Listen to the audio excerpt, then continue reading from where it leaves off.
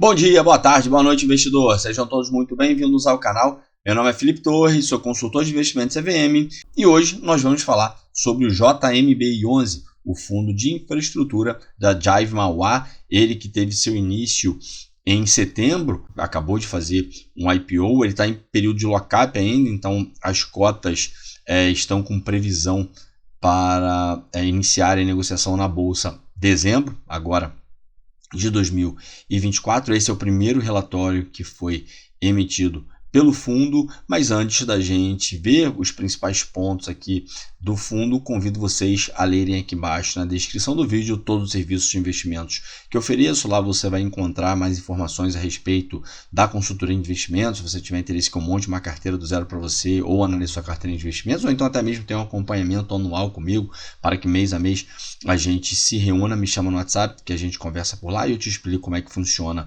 a consultoria. Também tem os benefícios que você vai encontrar ao se tornar membro do nosso canal aqui do YouTube. Aqui embaixo tem um botão para você tornar-se membro, ou então na descrição do vídeo um link para você clicar e poder fazer parte da nossa comunidade VIP. Também você vai encontrar o link para você entrar no nosso grupo aberto do Telegram e, por fim, o link para ser direcionado para o site do meu livro Renda Passiva, O Caminho para a Liberdade Financeira, que inclusive está na Black November antecipada. Não só o livro, mas também a consultoria avulsa estão na promoção da Black November, que eu resolvi antecipar por conta das promoções que nós estamos tendo na bolsa atualmente. Se você tiver interesse em saber mais, me chama no WhatsApp que a gente conversa por lá. Feitos avisos, vamos lá para os principais pontos do relatório mensal do JMBI11. No dia 15 de outubro, o fundo fez a primeira distribuição dele, de R$1 por cota, o que equivale a 1% da cota patrimonial inicial do fundo. Ele teve o início a R$100, então equivale ali a 1% da cota, um rendimento de 1% mensal. O fundo terminou setembro com 80% de alocação em crédito privado, sendo 25% investidos em debêntures incentivadas. E aí aqui embaixo vem um ponto interessante.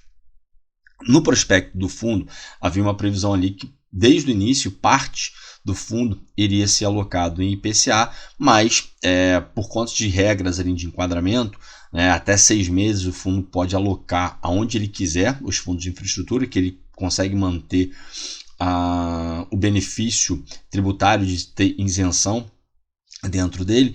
E aí nesses primeiros 6 meses, de acordo com o prospecto, o fundo iria ter uma porcentagem ali significativa em CDI e depois de 2 anos, essa porcentagem em CDI iria ser reduzida e iria ficar mais exposto em IPCA. Como houve essa mudança no nosso cenário interno, a Selic voltou a subir, as NTNBs estão explodindo, os ativos indexados ao IPCA estão sofrendo bastante por conta de marcação a mercado.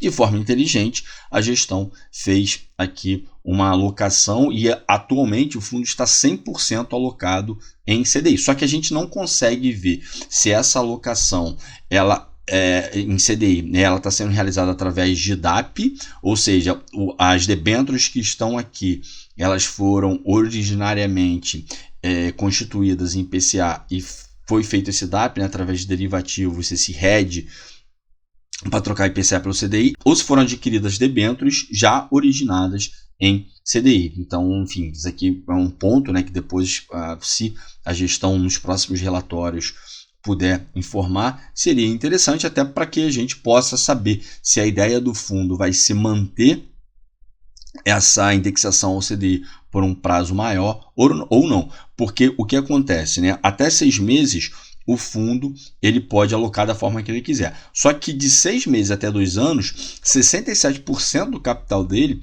vai ter que estar alocado em debêntures incentivadas. E as debêntures incentivadas, elas têm que ser emitidas indexados ao IPCA. Então, por isso da importância da gente saber, Porque, por exemplo, se os ativos que estão compondo a carteira do fundo atualmente são debêntures simples, que não são as debêntures incentivadas, ou seja, que foram emitidas em CDI, em até 6 meses vai ter que ter uma mudança nesse portfólio para que se enquadre dentro da legislação. Se, por outro lado, esses ativos, as debêntures que estiverem no portfólio, forem debêntures incentivadas, mas que o fundo está realizando um hedge, aí não teria esse problema. Então seria interessante para os próximos relatórios que isso daí fosse informado.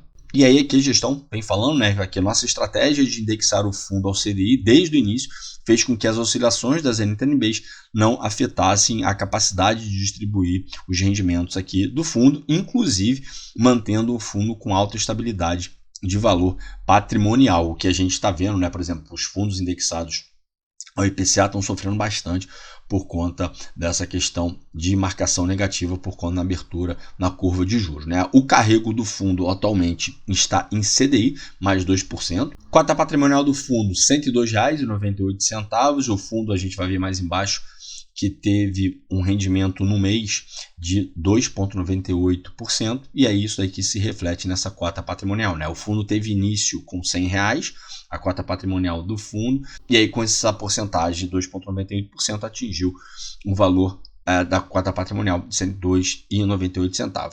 Aqui a cota mercado ainda está em 100 porque ele está em período de lock-up, né? Então, como eu falei no início do vídeo, a previsão é para que em dezembro o lock-up se encerre. Patrimônio líquido do fundo, 450 milhões. O fundo teve uma captação absurda. Ele conseguiu captar tudo, mais o lote adicional, né, nessa oferta que ele realizou. Número de cotistas, atualmente 11.562 investidores.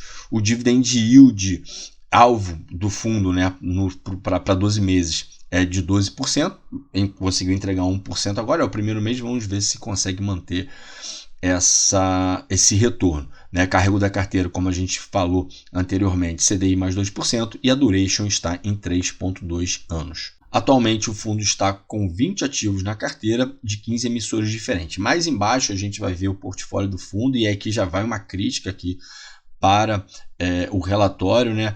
Vocês vão ver que não foi colocado ali quais são os emissores, enfim, não foi colocado ali qual é a empresa, nem nada disso. Então, seria interessante para que nos próximos relatórios viesse essas informações, né? Qual é a empresa, para que todo mundo saiba. Inclusive, vocês vão ver que tem uma concentração em um emissor, que é uma concentração muito alta no setor de telecomunicação. Então, enfim, teria que ver qual é esse emissor com essa concentração altíssima que o fundo tem em carteira. Mais embaixo, quando a gente estiver falando sobre portfólio, a gente volta a falar sobre isso. A data de início do fundo, né, foi em 4 de setembro de 2024.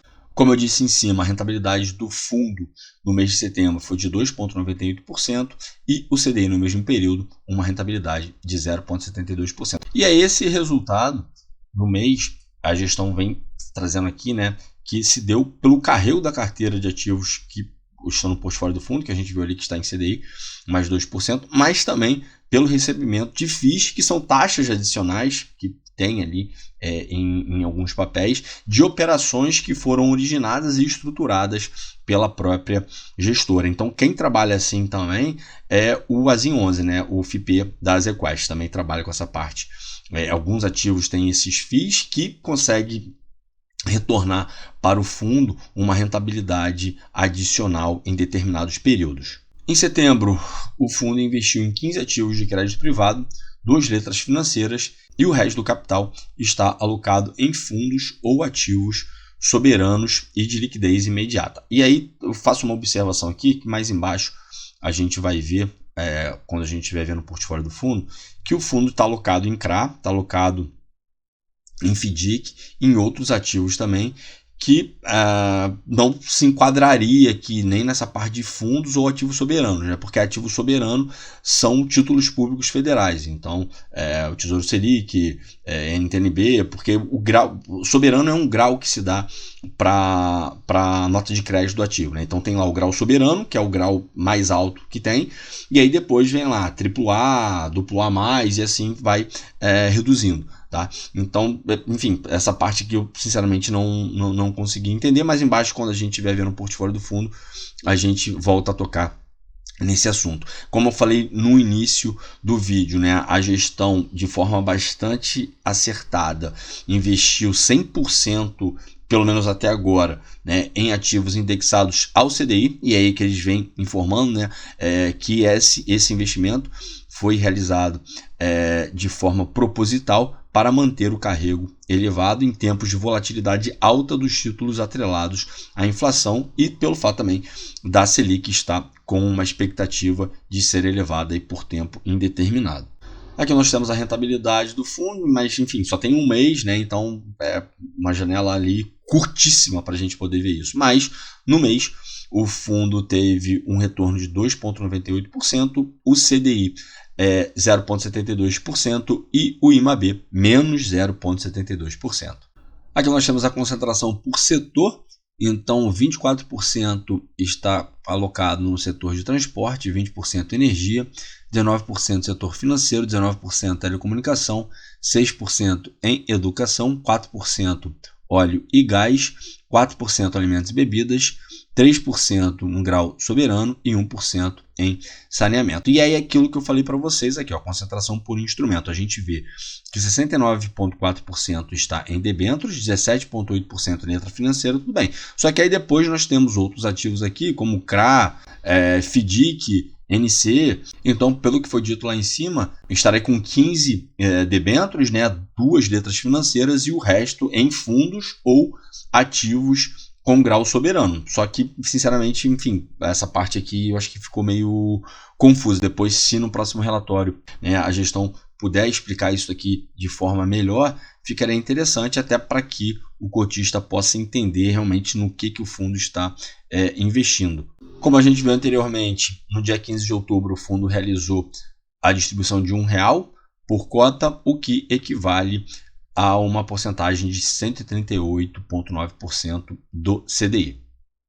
Aqui nós temos a composição da carteira do fundo. Então, como eu falei anteriormente, né, poxa, não vem falando aqui qual é o emissor, só vem falando no setor, né? Por exemplo, uma preocupação muito grande que o cotista tem que ter, o fundo tem uma debênture no setor de telecomunicação que representa ali quase 20% do patrimônio do fundo, ou seja, 1/5 do fundo está alocado nesse emissor. Que emissor seria esse, né? É importante que o fundo venha trazendo aqui, ó, os emissores são esses daqui, é o mínimo que a gente espera para que, enfim, se tenha transparência, para que o investidor saiba no que ele está investindo e até mesmo para que futuros investidores queiram também participar do fundo, né? Então fica uma sugestão para a gestão que nos próximos relatórios esse portfólio aqui do fundo ele seja mais detalhado, né? Poxa, a emissora tal com nota de crédito, se não tiver nota de crédito, tudo bem, né? Mas é interessante saber. Então, enfim, a gente fica sem saber aqui, ó, por exemplo, tem aqui no setor de energia, transporte, petróleo e gás, mas a gente não sabe qual é a empresa que está por trás disso daí, né? Aí, como a gente viu lá, tem um CRA também aqui no fundo, não vem falando as letras financeiras, não vem aqui, tá? Vem aqui o FDIC, NC, o CRA, mas as letras financeiras, enfim, não foram colocadas aqui. Se é o portfólio total do fundo, também deveria ter aqui, né? Tudo que está aqui, né? Por exemplo, aqui tem debêntures, letra financeira, NC, CRA, RF e FDIC. Então aqui embaixo também teria que ter todas essas informações. Então também uma sugestão também para a gestão que melhore, né, essa apresentação aqui do portfólio para o cotista, para que ele saiba no que ele está investindo e também para que potenciais novos investidores também tenham interesse em investir no fundo. Bom, para hoje era isso. Espero que vocês tenham gostado do vídeo de hoje. Como a gente viu, o primeiro relatório do fundo, a gestão de forma bastante acertada alocou nesse primeiro montante, né, em ativos indexados ao CDI, nesse momento de alta volatilidade que nós estamos tendo no mercado. Seria interessante que indicasse, né, esse CDI, como é que foi feito isso, né? Está sendo através de DAP, são debêntures simples que foram emitidas já indexadas ao CDI, porque se for daqui a 6 meses tem que ver como é que vai ficar essa situação. Não, a gente está utilizando o DAP.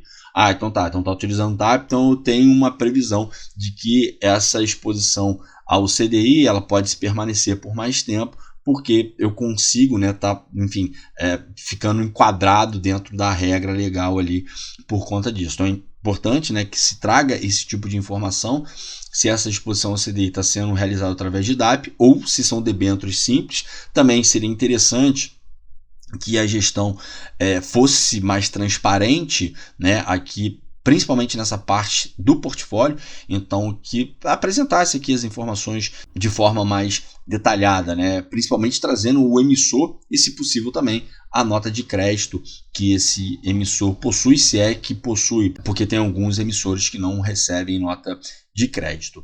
Se vocês tiverem gostado, peço para que, por favor, deixem seu like, se inscrevam no canal, não deixem de ativar o sininho para que vocês recebam as notificações dos vídeos que são postados diariamente. Se quiser deixar aqui embaixo nos comentários o que você achou do Jive Mauá, é um fundo novo, né, como a gente viu, teve o início agora em setembro, está em período de lock-up, a previsão é que em dezembro ele comece as negociações em bolsa. Deixa aqui embaixo nos comentários o que você achou do fundo, que a gente interage ao longo dos próximos dias. Se você também tiver alguma sugestão de ativo para ser analisado, ou então algum tema específico para ser debatido aqui no canal, por favor, deixa aqui embaixo, porque certamente será atendido. Qualquer feedback que você tenha, ecologia ou crítica, também deixa aqui embaixo, porque ajuda muito a melhorar a qualidade do canal. O meu muito obrigado a todos vocês que ficaram comigo até aqui. Desejo a todos bons investimentos e até a próxima.